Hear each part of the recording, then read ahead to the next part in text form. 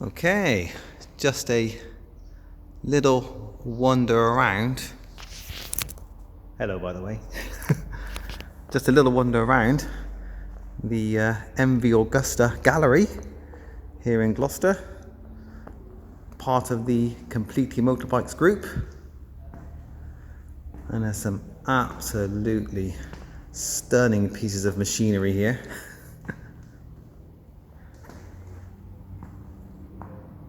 Even if you're not in the market for an MV, if you come around to Completely Motorbikes Kawasaki or Yamaha or the U Centre, which are all here around Staverton in Gloucester, come and take a look at some of these MVs. They look absolutely gorgeous.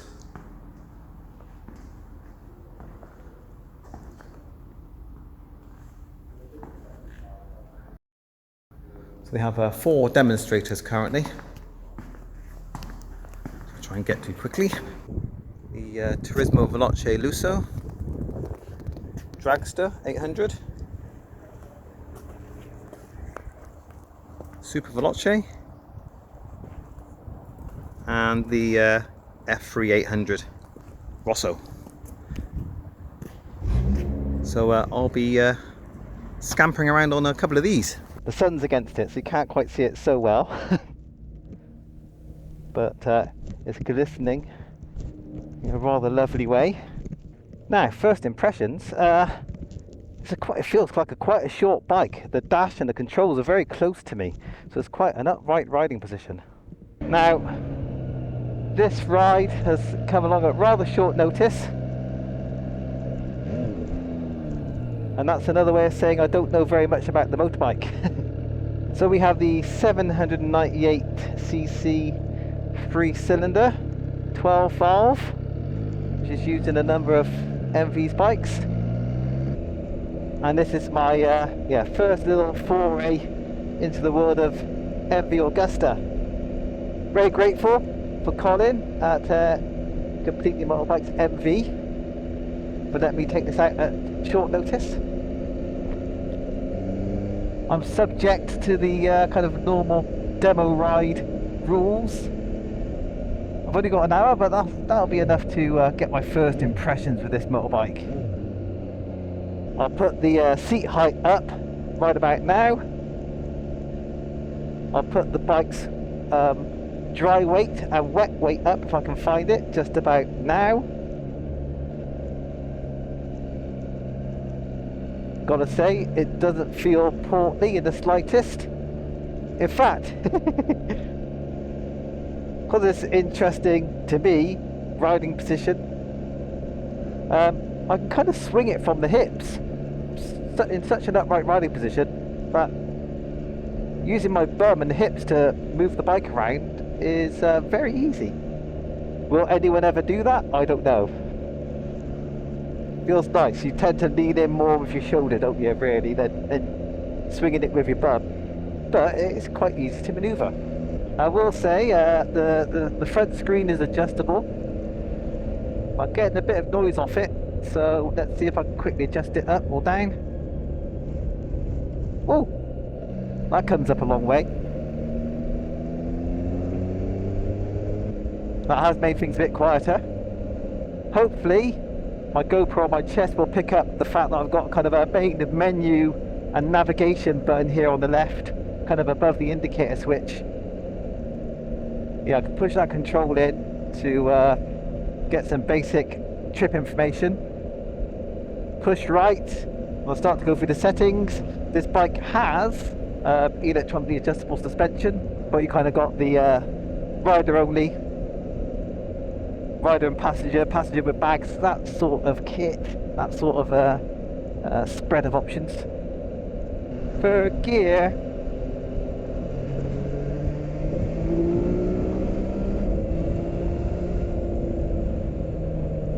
that pulls hard. Where does it redline? Get out of here. The red line apparently starts at 13,000 RPM. Looking at this clock, so I can't quite believe. A little look at the settings. Got a little bit of heat grip action on. So yeah, just going left and right. You've got to push in to make some changes. Oh yeah, it's a bit hard to see actually, but when you push in to make adjustments, there's a little kind of a pair of navigation arrows that appear on the screen, which then disappear when I think you leave the button alone for a little while. This bike is feeling pretty comfortable. I am 5'7" or 170 centimeters, so not exactly a giant. And now I've got the screen up, it's taken all the buffeting away from my crash helmet. It's actually quite quiet. What's the brake like? Wow. I know we got Brembos on the front. I'm not sure what model of Brembos. I'll bang it on the screen if I find out. But they haul you up in a hurry, I can tell you that. So here we are, rather bumpy, twisty little roads. Just going to stiffen up the suspension a bit because it's rather twisty.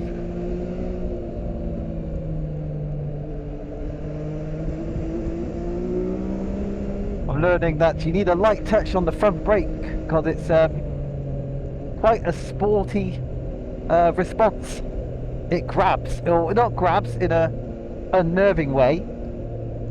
It just starts slowing you down really quick as soon as you get on the front brake. Right, let's chill out a bit. 5th gear. 6th gear, that might be a bit of a push. 5th gear, 45 miles an hour, 3,000 RPM. Just relaxing. And I'm hitting some nationals, so if I open the throttle,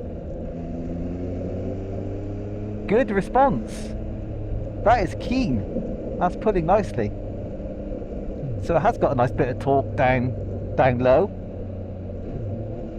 It's not going to fly forward at low revs like my BMW Boxer, but then again that engine's like, I don't know, 30% bigger or 40% bigger than this one. But as I roll on and off the throttle, yeah, there is a good amount of thrust here at these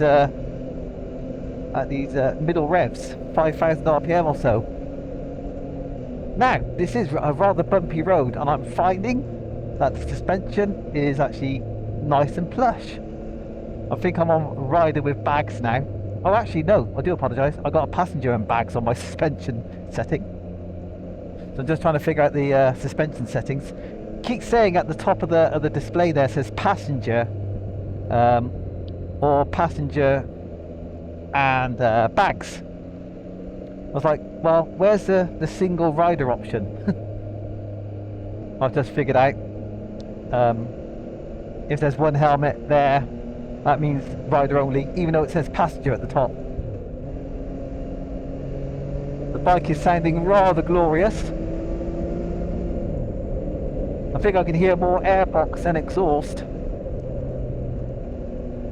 And I would say if the airbox was a little bit louder, well, probably wouldn't be able to concentrate on the road very well. Just be concentrating on the noise. So I'm liking the feel of this bike. I was expecting it to feel bigger once on board, and it doesn't. My legs are swept back a good 10 degrees or so, but the seat height, I said I put it on the screen, the seat height is not too low, so you do get some good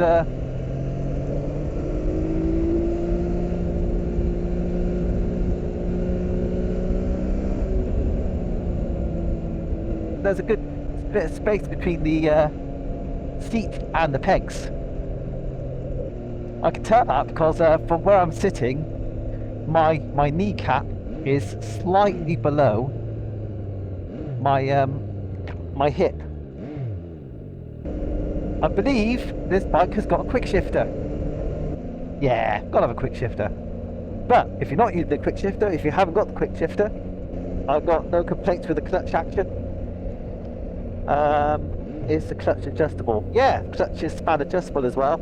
Excellent. As is the front brake lever.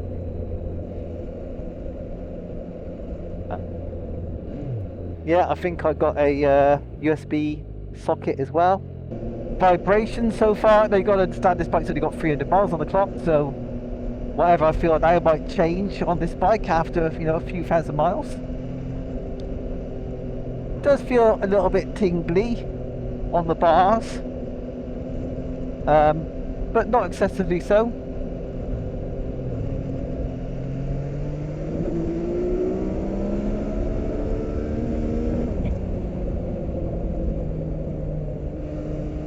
Oh yeah, the suspension is soaking up the bumpy roads really nicely. Doesn't feel harsh at all.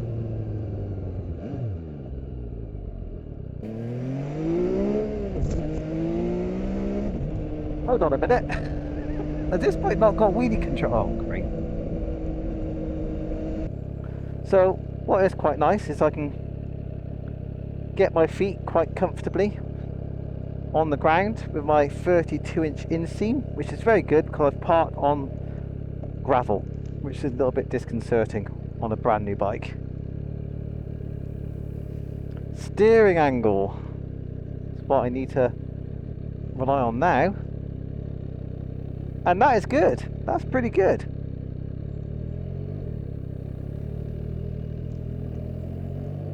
Doesn't feel restrictive, so that's a decent bit of steering lock we got there.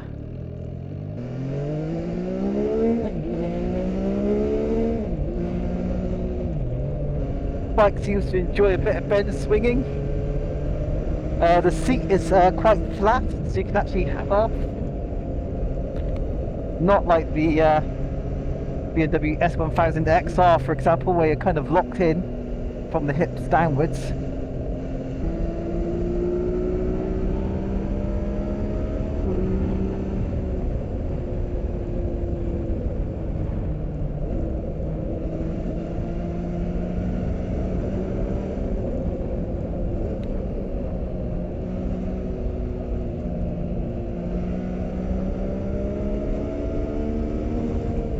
The handling feels lively. This is definitely a sporty sports tourer. It's quite a short wheelbase. I'll say it now, but I've probably got it wrong, so I'll put it on the screen. I think I remember reading 1446 millimeters, something like that. So, yeah, you look at it, parked up, you say sports tourer, adventure tourer, even though it's got 17-inch wheels.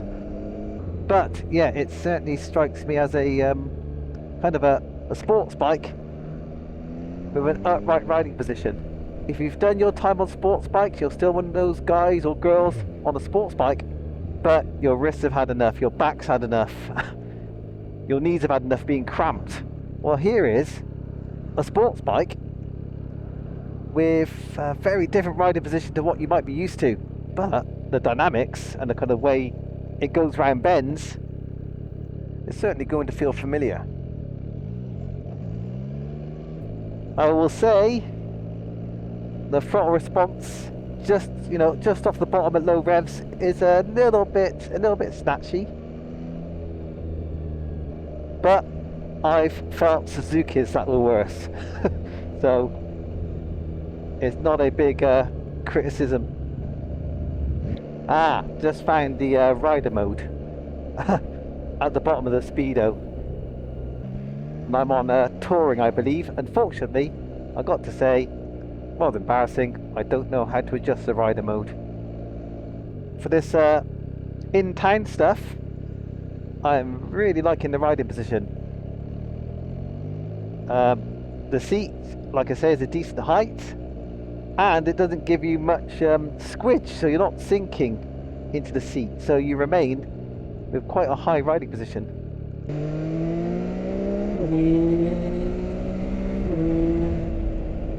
Well, that's quite good. If you do want to get that throttle open, you can kind of get behind the screen quite easily, and you are totally out of the wind if you really want to make some very fast progress. So obviously I don't. Cruise control, the switch to activate it is on the right hand cluster. A bit of a shame because it's a bit hard to activate while you're riding, which is when you want to activate it, because there's a bit of a distance between the end of the throttle and the buttons, so it's a bit of a reach for my thumb at least. You've got to hold it in to bring on the cruise control display in the middle of the screen, and then press it again to hold it. Not sure how you go up and down yet. Yeah, the bike does feel kind of rather lively underneath you on a bumpy road.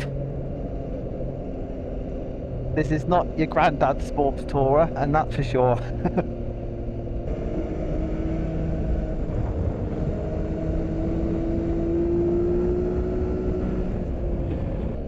Aside from a little bit of dual carriageway, we're just about done. And this has been a great introduction. It feels modern, feels well screwed together, feels exciting, and it feels quick. I am liking it. Oh, there's map. I've just found the map button. What you do is press the starter button while the engine's running. I just realised I just saw the word map on the button. Wow. Oh. No way. Touring does reduce the available torque, and sport gives it to you. Whoa! I think I want another ride on this bike now. I've done the touring test ride. I think I need the sport mode test ride. So yeah, map options. Sport. Oh, custom. Touring. Rain. Not got chance to explore custom, I'm afraid. But sport feels bloody good. Wow, that sport mode is spicy, honestly. It feels a bit like a different bike in this mode. So pretty much back at base. There's Completely Motorbikes, Yamaha and Kawasaki over there. Just got to go round the back of the building here. So for those who don't know, MV, come here round the back of the Kawasaki and Yamaha dealerships. Past Completely Suzuki, which is cars. And here is Completely Motorbikes used and Completely Motorbikes MV Agusta. So now there's no excuse. Come and take a look at these machines. Great experience. Brief one, but very enjoyable. Right, gotta go. I'll speak to you guys soon. See you in the comments. Bye bye.